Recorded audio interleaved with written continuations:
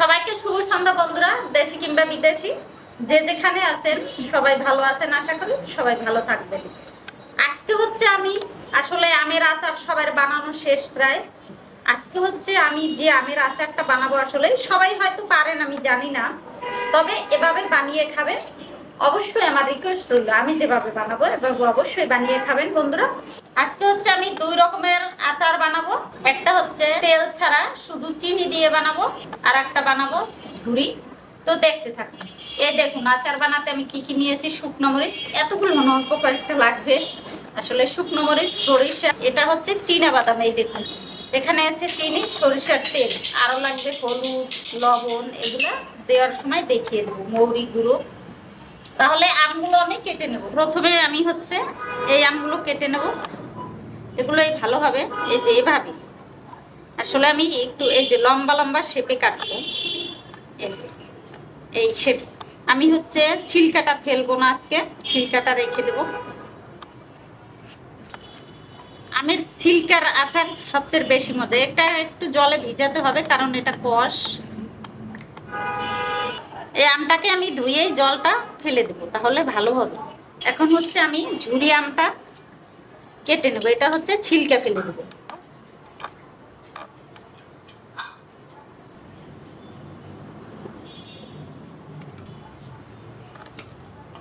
সুন্দর করে ধুয়ে নিয়েছি যাতে কষটা বের হয়ে যায়, কষ থাকলে আসলে ভালো হয় না।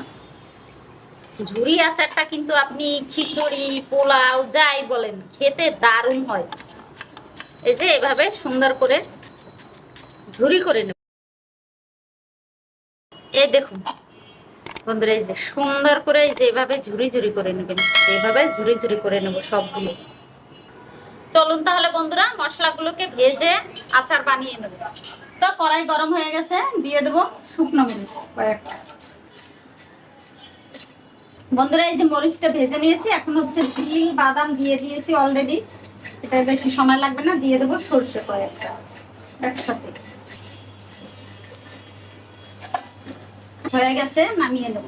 প্রথমে আমি শুধু চিনিটা বানিয়ে নেব, দিয়ে দেবো সামান্য মৌরি, একেবারে সামান্য, সামান্য একটু সরিষার তেল দেবে, একেবারে সামান্য। এটা আমি চিনি দিয়ে বানাবো। দিয়ে দেবো চিনি, আমি 100 গ্রাম পরিমাণ চিনি দেবো, কারণ দুটো আম। একটু সামান্য জল দিতে পারবো।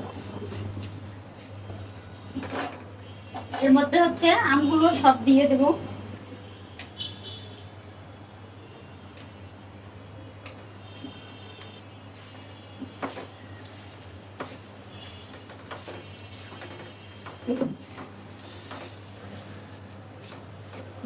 বন্ধুরা কালার হওয়ার জন্য আমি সামান্য কাশ্মীরি মরিচের গুঁড়া দেবো, বেশি না, সামান্য।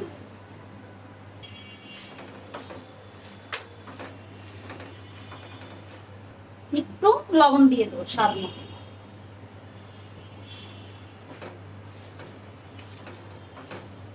এটাকে একটু ঢেকে দেবো। আমি হচ্ছে বাদাম, তিল আর হচ্ছে সরিষাটা ভেঙে নেবো, হাফ ভাঙা করে নেবো। দেখুন বন্ধুরা হয়ে গেছে আসলে আমের মোরব্বা আচার। এই দেখুন কত সুন্দর হয়েছে, ছিলকাগুলো একটু মানে ফুলে ফুলে গেছে, দেখতে দারুণ হয়েছে। এখন দিয়ে দেবো এই সামান্য চিনি, সামান্য মৌরি গুঁড়ো, একেবারে সামান্য হয়ে গেছে। ওই দেখুন নামিয়ে নেব। বন্ধুরা এটা হচ্ছে যাদের বাচ্চারা ঝাল খেতে পারে না, তারপরে মশলা খেতে পারে না, তাদের জন্য কত সুন্দর। দেখুন হলুদ ছাড়া শুধু একটু চিলি ফ্লেক্স সামান্য আর একটু মৌরি, দারুণ কিন্তু ফ্লেভারটা দারুণ দেখবে। বন্ধুরা কড়াই গরম হয়ে গেছে, আমি দিয়ে দেবো সরিষার তেল। এটাই সরিষার তেল লাগবে অনেকখানি, সত্যি কথা যেটা। দুটো ছোট তেজপাতা দুটো, এর মধ্যে শুধু দারচিনি দিব 3টা পিস, এলাচ দিব না, শুধু দারচিনি, কাশ্মীরি মরিচ গুঁড়ো,